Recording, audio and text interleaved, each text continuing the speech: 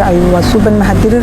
waxaan ahay madaxweynaha dowlad goboleedka Jubbaland oo sida xorta iyo xalaasha ah ay badi shacabka Jubbaland codkooda u soo siiyeen. Suuban Mahadirir waa haweeney sheegatay inay tahay madaxweynaha saxda ah ee Jubbaland taasoo ay sheegtay inay doorteen shacabka ku dhaqan deegaanada Jubbaland. waxaan ahay madaxweynaha dowlad goboleedka Jubbaland oo sida xorta iyo xalaasha ah ay badi shacabka Jubbaland codkooda u soo siiyeen.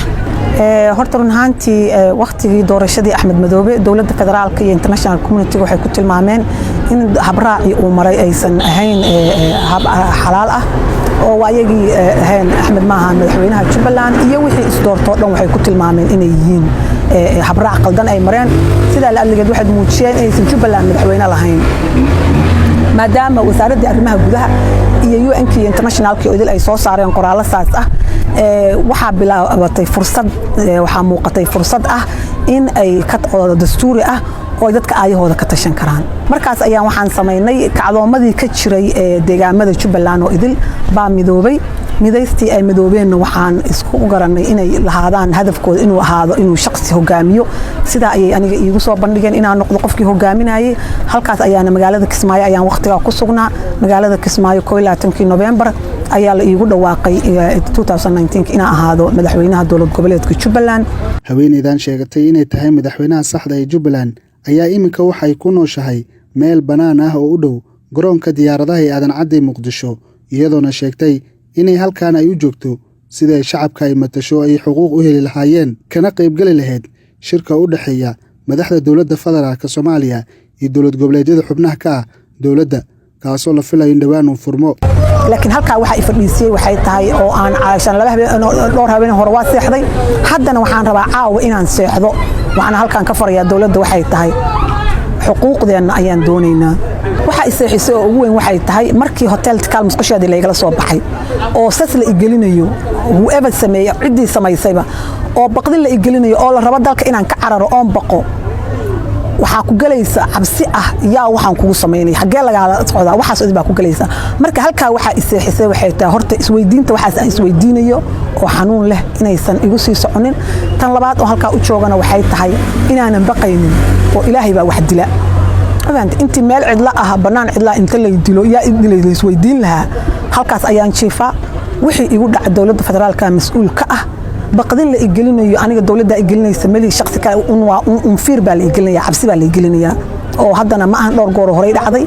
qof aan ku hayo oo aan dhigi karo qofkaas sameeyayna tuhno way igu jiraan laakiin ma jirto. Suuban Mahadirir haweeneyda sheegatay inay madaxweyne tahay ayaa sheegtay in xaqraad ay ku sameeyeen madaxda qaranka iyadoona shacabkeeda dartiisa ay halkan u fadhin doonto ilaa laga xaliyo arinteeda. Axmed Madoobe oo ah madaxweynaha Jubbaland ayay ka dalbatay inuu u tanaasulo si ay shacabka doortay ay u adeegto.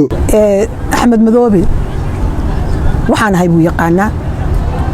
maanta ana asaga waxaan oran lahaa Axmed Madoobe inuu tanaasulo oo uu u tanaasulo shacabka uu 8 sano wax yar buu u qabtay inuu u tanaasulo marka halkan waxaan leeyahay maadaama ay taqaaniin aadna aqoon ii leedihiin aadna ogtihiin waxaan inay iga dhab tahay waxa shacabka Soomaaliyeed loo sheegayo oo beenta ah oo propagandada ah oo ah inaan gabar hadda iska soo baxday ahay oo inaan la dhageysta ahayn oo waxaasoo idil dhan wax macna ma sameynayso the end of the day waxa macna sameynaysa anigana ma give up gareynaya halkaas aan fadhinayaa waxa aan soo qabtay iyo in aan gobolada aaday oo aan doorasho u dhow doorashadii aan la heli karo aan soo sameeyayna waa la wada ogyahay marka waxa su'aasha aan weydiinay waxay tahay ma istaahilaa shacabka Jubbaland ma istaahilaan in masiirkooda cid ka matalaysa ee wada hadalka uga qayb gasho mise waxay tahay in inta wada fadhidaan aad dhahdaan dumar weeye waxaan jirna la iga soo qaado laguna faraxsanaado shirkana lagu sii wado anna halka dhaxanta iigu dhacdo qorraxda iigu dhacdo marka damiirkooda haduu siiyay aniga damiirkayga ima siiyeen waxa ay sameynayaan inaan sameeyo marka waxa aan leeyahay maadaama aqoon ay ii leeyihiin waxaan leeyahay halkaas ayaan fadhinayaa waxa maalmahan dhan igu soo dhacayna waa wada daawanayseen waxa haddana hadaa igu sii daawataan de Ilaahay baan tala saaranayaa wax kale oo dhihi kara ma leh Ilaahay goorma halkan ilaa shirka ka dhamaado. dhowr cisho ayay haweeneydan sheegatay inay tahay madaxweynaha Jubbaland ayaa ku hooyanaysa meeshan oo ah meel bannaan ah una dhow garoonka Aadan Cadde weliba Hotel Jazeera. Cabdifataax Muumin 5 TV Muqdisho.